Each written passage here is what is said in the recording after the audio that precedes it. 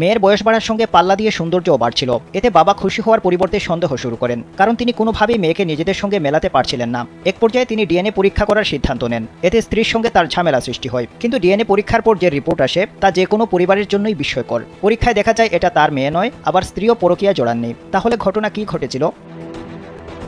South China morning post জানিয়েছে, দক্ষিণ পূর্ব এশিয়ার দেশ ভিয়েতনামে এই ঘটনা ঘটেছে। ঘটনাটি পুরো ভিয়েতনাম জুড়ে আলোড়ন সৃষ্টি করেছে। জানা গেছে, ওই কিশোরী মেয়ের নাম লেন, তার মায়ের নাম হং।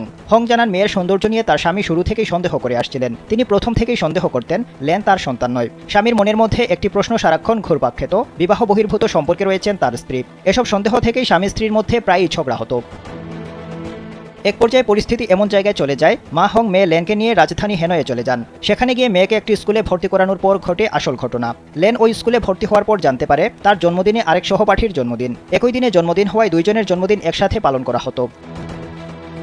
এক জন্মদিনে মা হং উপস্থিত হয়ে দেখেন মেয়ের সহপাঠীর সঙ্গে তার তরুণ বয়সের চেহারার অনেক মিল।